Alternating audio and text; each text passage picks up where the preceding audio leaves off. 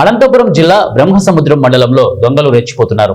మండల పరిధిలోని కోనాపురంలో కురుబ మల్లికార్జున అనే రైతు వ్యవసాయ పొలంలో ట్రాన్స్ఫార్మర్ను చోరీ చేసి అందులో ఉన్న విలువైన రాగి వైర్లను గుర్తు తెలియని దుండగులు ఎత్తికెళ్లారు. పంట చేతికొచ్చే సమయంలో ట్రాన్స్ఫార్మర్ల చోరీలు కలకలం రేపుతున్నాయి. దీంతో దిక్కుదోచక రైతులు తీవ్ర అవస్థలు పడుతున్నారు.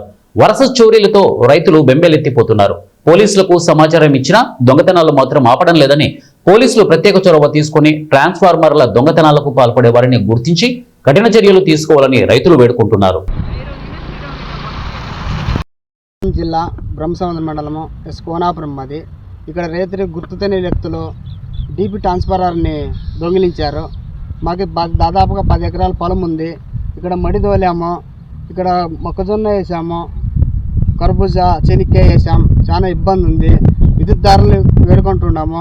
అర్జెంటుగా మాకు ట్రాన్స్ఫార్మర్ చేసి ఏర్పాటు చేయాలి. మేము రైతులు 10 ఏళ్ళ నుండి మేము దీంట్లోనే బతుకుతున్నాము. పోలీసు అధికారులుగానే మేము ఆ దొంగలు వెంటనే పెట్టుకొని చర్య తీసుకోవాలని వేడుకుంటున్నాము. మనకి అతి అవసరము, వరి ఎండిపోతుంది.